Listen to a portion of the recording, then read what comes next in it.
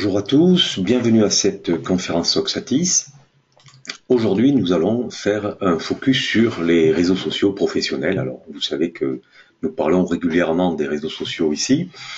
On va faire vraiment un survol, je dirais, on approfondira le sujet ultérieurement. On va voir comment, au niveau d'une PME, on peut utiliser les réseaux sociaux. Ça tombe sous le sens pour tout le monde de bénéficier des réseaux sociaux ou d'être présent sur les réseaux sociaux à titre personnel. C'est un peu moins évident pour une PME et on va voir, et nous aurons l'occasion d'en reparler également la semaine prochaine, qu'il est très important d'avoir une présence sociale lorsqu'on est dirigeant d'une PME. Alors on va brièvement passer sur la présentation Oxatis que vous connaissez pour la plupart d'entre vous de façon très approfondie. En tout cas, les réseaux sociaux professionnels, nous essayons également chez Oxatis d'avoir une présence sur des réseaux tels que Facebook, tels que Twitter, tels que LinkedIn et des tas d'autres. C'est vrai que c'est chronophage, on va voir quelques petits freins, on va voir quelques éléments qui sont parfois des freins à une présence sociale. En tout cas, c'est très important d'y être puisque nous mesurons correctement chez Oxatis qu'un certain nombre de sites nous rejoignent sous la foi de la présence sociale, mais également de la recommandation. On va voir que cette notion de présence sociale est assez large et c'est pas uniquement lié à une présentation sur un seul réseau social. Tant qu'on parle des réseaux sociaux, ne perdez pas de vue que votre application My Social Store vous permet de positionner votre catalogue sur les réseaux sociaux, notamment sur une page Facebook. Alors aujourd'hui, c'est pas vraiment le sujet, on va pas parler que de Facebook. En tout cas, ce que nous allons voir, c'est que c'est très important d'avoir une diversité de présence sociale. Ne perdez pas de vue qu'une PME peut positionner tout ou partie de son catalogue sur le Social Store avec des contraintes liées à l'affichage des prix ou pas, l'affichage des prix hors taxe. Enfin, on peut choisir des tas de possibilités à ce niveau. Et pour cela, je vous invite d'ailleurs à vous inspirer et à regarder comment un certain nombre de sites qui ont une présence sociale s'y prennent. On verra que par exemple, des sites professionnels comme RH On Demand, on le verra la semaine prochaine également, ont une présence sociale tout à fait importante avec une présence par exemple sur des blogs. Alors si vous voulez bien, on va rentrer tout de suite dans le vif du sujet pour voir quelles sont les étapes pour développer votre PME grâce aux réseaux sociaux. Je ne vous ai pas reproposé aujourd'hui les canaux, les différents canaux d'acquisition, nous en parlerons un petit peu tout à l'heure, mais rappelez-vous que les sources de trafic sont multiples et une des sources de trafic à explorer, c'est clairement le réseau social, puisqu'effectivement, c'est souvent sur la foi de recommandation qu'on va choisir un produit. Je vous invite d'ailleurs à vous poser la question, regardez le positionnement de gens comme TripAdvisor. C'est pas par hasard qu'ils recueillent des avis clients, ils recueillent des témoignages, et ces témoignages assurent une certaine viralité, ou pas. On va voir que c'est un peu ambivalent, pour développer le trafic. Donc, première étape, c'est identifier les réseaux sociaux sur lesquels vous pouvez vous positionner, suivant la nature de votre business, bien évidemment.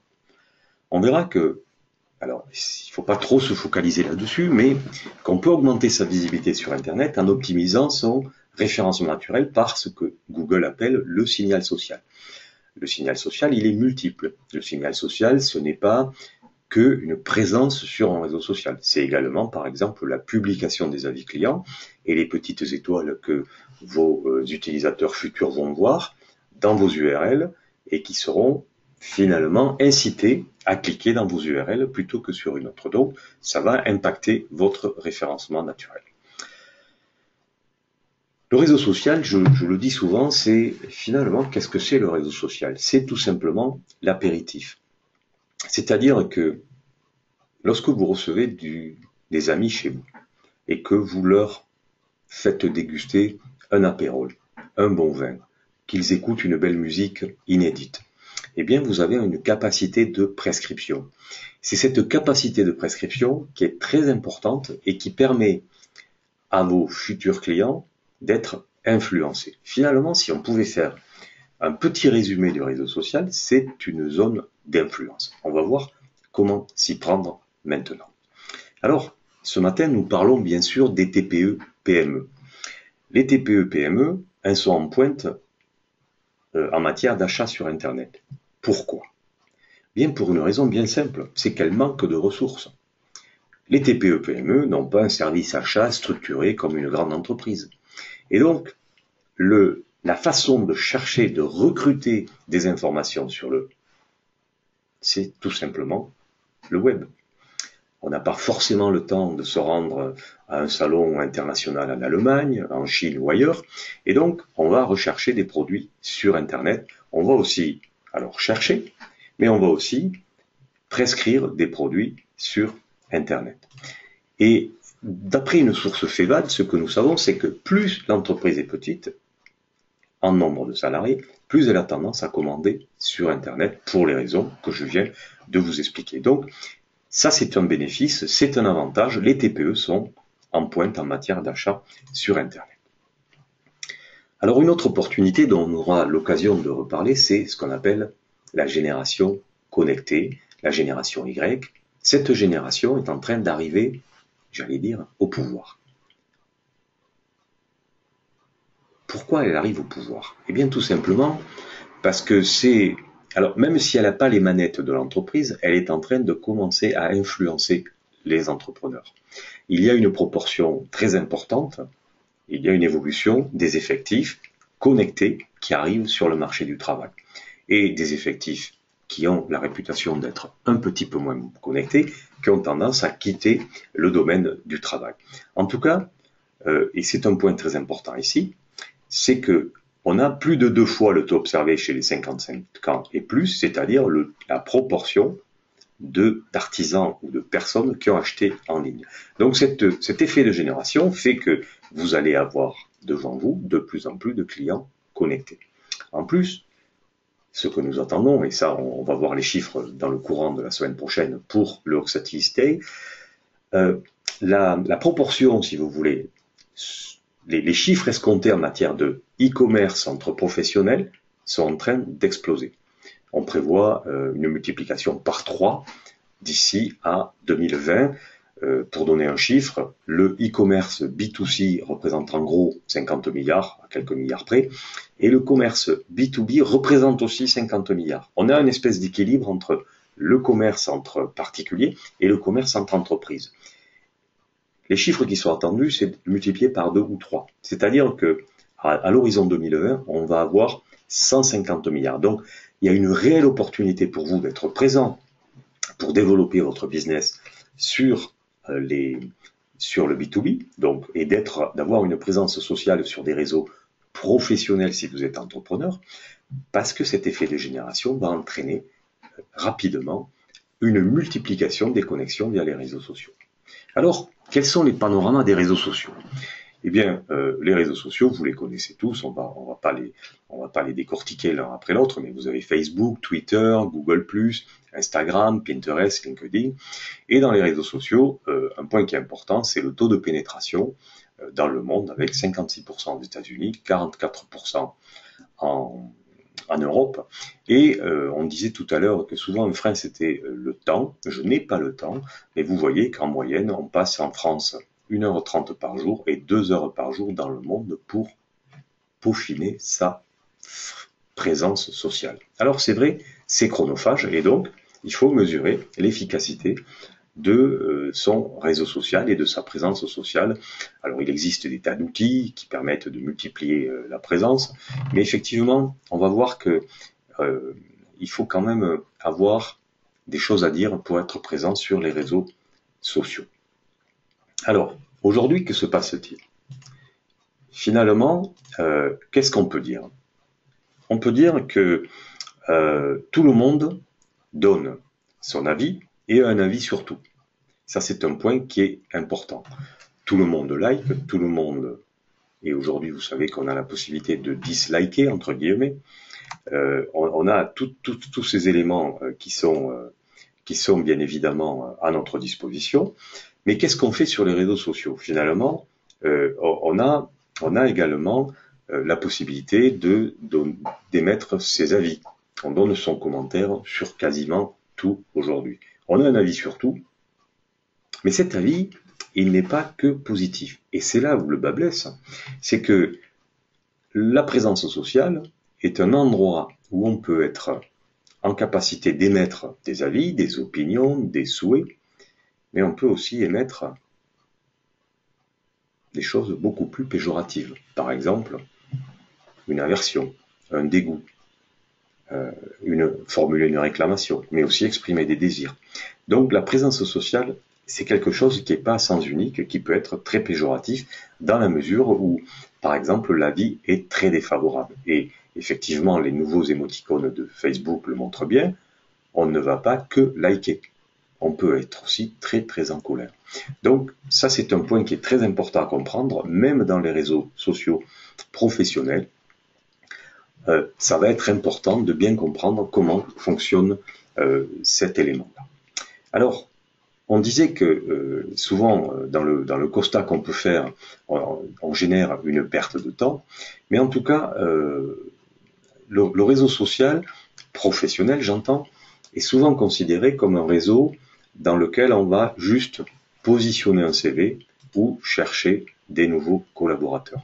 C'est pas tout à fait la bonne vision du monde qu'il faut avoir, puisque c'est vrai que ça fait partie du job. Souvent, on va chercher un profil LinkedIn pour recruter un collaborateur, mais en tout cas, ça ne suffit pas. C'est pas uniquement le propos des réseaux sociaux professionnels. Il faut bien voir que, comme un effet domino, ça va être un lieu d'influence. Alors, on va approfondir ce côté-là.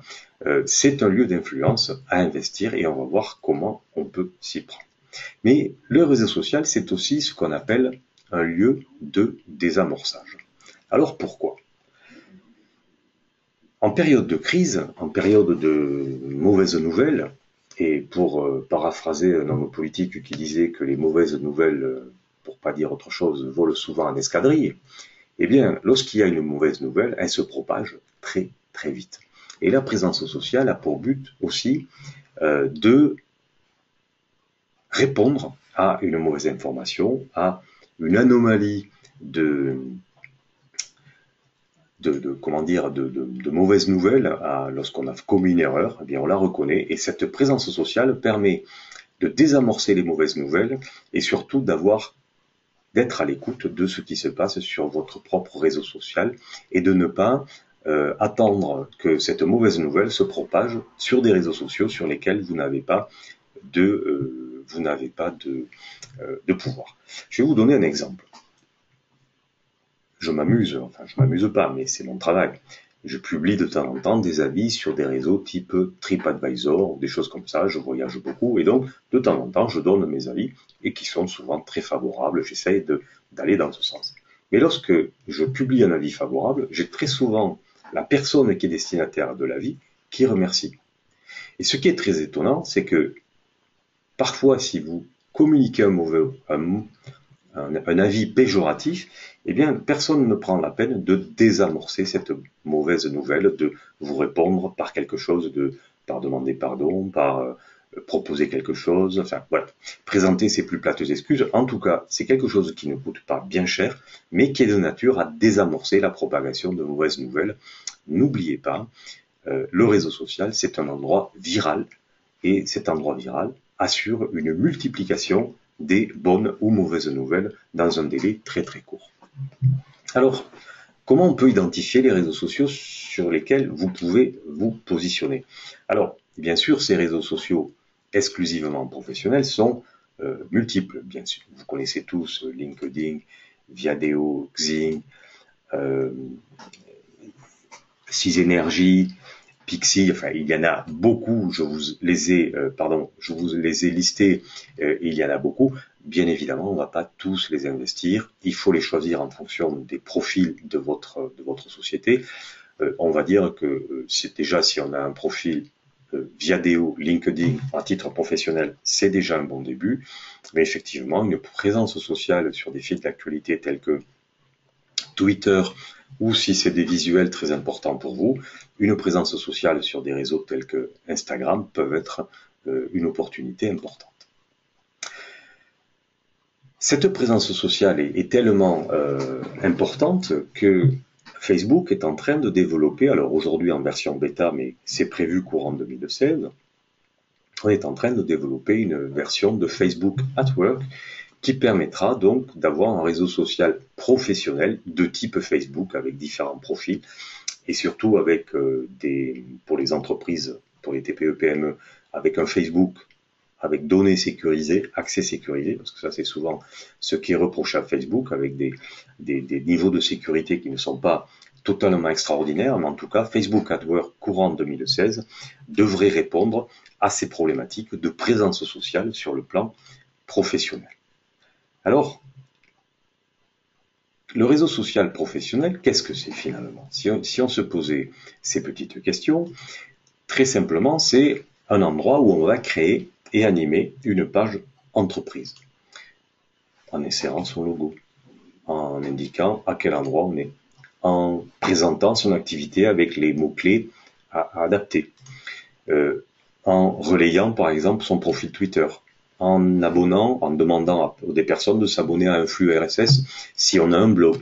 Bref, c'est un lieu où on va raconter son histoire.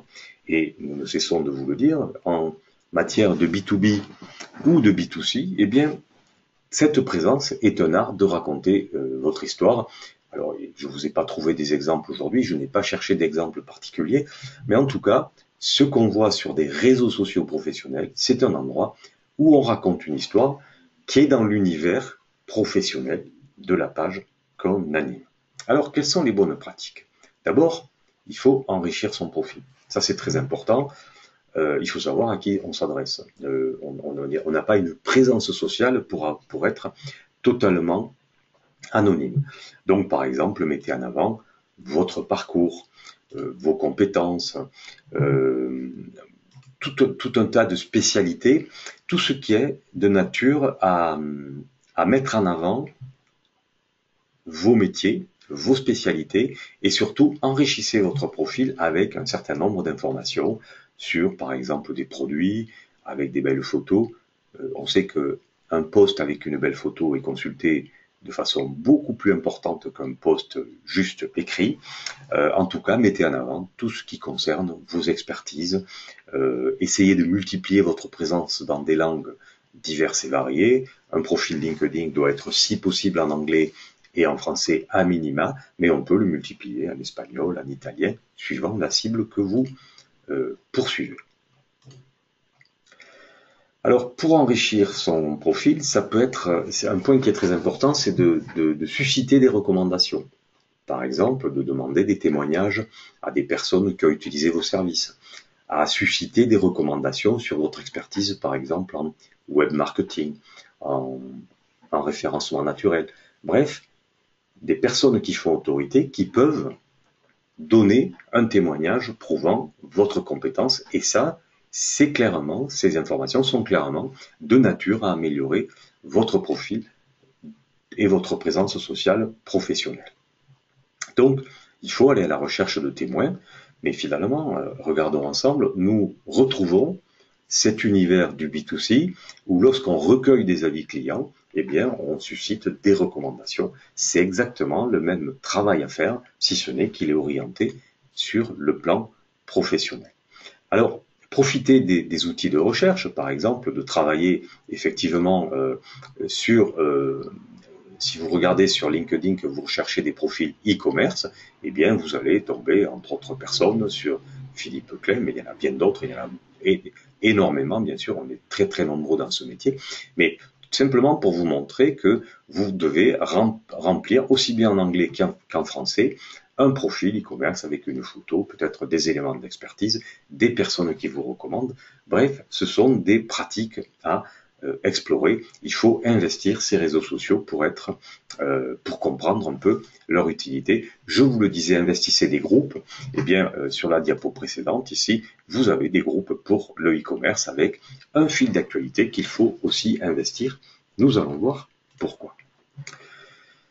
Un autre profil LinkedIn d'un de nos clients RH On Demand, un cabinet spécialisé dans le recrutement, eh bien, alors, si je n'ai pas nécessairement un blog personnel, je peux aussi router mon blog vers un réseau social ou un contenu qui donne des informations régulières sur ce sujet. On a bien des sujets, bien évidemment, à explorer à ce stade-là. Alors, comment on peut augmenter la visibilité sur Internet en optimisant son référencement naturel? Alors, je vous le disais tout à l'heure, c'est ici où il faut avoir une vision sur qu'est-ce que je vais publier et à quel rythme. Donc, il faut penser densité et qualité de vos contributions. La qualité de vos contributions, c'est en choisissant les titres des posts, le choix des mots. Ça, c'est très important pour que Google fasse le lien entre votre activité et le réseau social. Donc, il faut avoir une belle ligne éditoriale. Qu'est-ce que je vais dire? Comment je vais le dire? À quel rythme je vais le dire? On en a vu un exemple tout à l'heure. On peut imaginer de créer un groupe ou à minima appartenir à un groupe. Et on voit que ici, sur les sources de trafic d'un site, alors bien évidemment, sur cet exemple, c'est tout petit, la présence sociale, eh bien, toutes les sources de trafic sont de toute façon bonnes à explorer. Alors, ce chiffre-là n'est pas un chiffre standard. Mais vous pouvez avoir des sites qui ont une acquisition de trafic très importante par une seule présence sociale. La présence sociale qui peut être effectivement une viralité fantastique sur les réseaux sociaux. Alors, tout le monde n'est pas logé à la même enseigne, mais en tout cas, c'est une source de trafic. Les avis, par exemple, la présence sociale qui est très importante à être vraiment très mis en avant. Donc, ne négligez pas cette présence sociale, c'est un point qui est tout à fait fondamental pour utiliser son réseau social professionnel à bon escient. Alors pour ça, il faut essayer de comprendre sa communauté. Qui est ma communauté? Quelle est l'attente de ma communauté? Et sur cette diapo, que voyons-nous? On voit tout simplement qu'effectivement, en fonction des métiers, on ne va pas avoir le même discours, on ne va pas communiquer de la même façon, effectivement, à un médecin, à un cadre supérieur, à un chef de chantier, à un employé, à un ouvrier, à une hôtesse d'accueil. Bref, chacun en fonction de la typologie du métier, il faut comprendre sa communauté. Il faut développer une forme d'empathie pour sa communauté, pour que ce que vous allez raconter fasse écho à cette communauté. Ça, c'est un point qui est important. Et pour ça, eh bien, il va falloir trouver les influenceurs. Alors ça, c'est un peu plus difficile. Qui sont les influenceurs dans votre métier? Puisque bien évidemment, lorsque vous allez démarrer votre présence sociale, vous n'aurez pas nécessairement une influence immédiate. Il va falloir trouver des influenceurs et essayer de les suivre. Vous savez que dans les métiers, on a des leaders, on a des suiveurs. Eh bien, c'est pas grave d'être suiveur. Ce qui est important, c'est de suivre les bonnes personnes qui vont influencer favorablement votre activité.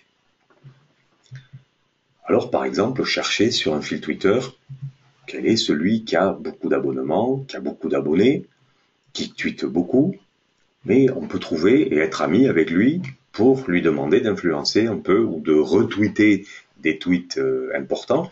Bref, de commencer à profiter de cet influenceur pour le suivre et pour profiter un petit peu de sa notoriété. Ensuite, l'idée c'est de multiplier des opportunités de vente en instaurant une relation de proximité avec des consommateurs. Donc ça, c'est très important d'écouter les besoins de vos clients. Donc la présence sociale est de nature à améliorer l'écoute de vos clients. Puisque, n'oublions pas, sur les réseaux sociaux, on va formuler des avis, des bons commentaires, mais ça peut être des mauvais commentaires. Donc soyez à l'écoute de vos clients. Ça permet effectivement de communiquer autour de votre marque d'une façon très original, mais surtout d'écouter les clients lorsqu'ils ne sont pas très contents. Vous l'avez compris, l'intérêt des réseaux sociaux professionnels, c'est de tisser des liens, de faire un réseau.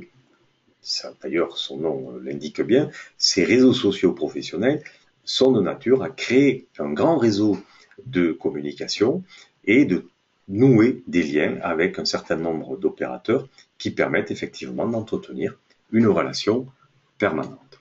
Alors, en résumé de ce que je voulais vous dire aujourd'hui, c'est le réseau social professionnel, contrairement à une idée souvent répandue, ce n'est pas seulement une agence de recrutement.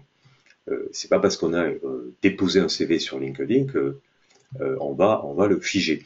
Et je suis souvent surpris de voir que un profil est souvent figé. Il faut le faire évoluer comme une page Facebook, comme un blog. Il faut donner à ce profil professionnel l'image d'un lieu d'échange et d'écoute, et c'est aussi un lieu d'influence et de viralité. Je vous invite d'ailleurs à essayer d'utiliser par exemple Instagram avec les bons tags. Eh bien, c'est assez extraordinaire de voir à quelle vitesse l'information se propage, suivant les posts que vous publiez avec une langue anglaise, suivant l'horaire aussi. C'est assez extraordinaire de voir le nombre de personnes que vous touchez. Tout ça nécessite un certain nombre de réglages pour influencer correctement votre communauté. J'en ai terminé avec cette présentation. Je vous rappelle que vous pouvez voir nos contenus en vidéo sur ce lien. Les prochains webinaires gratuits sont sur ce lien également. Donc on a un certain nombre de rendez-vous dans l'avenir. Vous en avez ici, mais je vous rappelle le rendez-vous clé de la semaine prochaine, le premier Oxatis Webinar Day, que j'aurai le plaisir d'animer avec mes confrères et mes consoeurs d'Oxatis, mais avec de nombreux invités. Donc je vous invite à vous inscrire d'ores et déjà. J'en ai terminé avec la présentation de ce matin, et maintenant je vous écoute. Voilà, apparemment vous avez un petit souci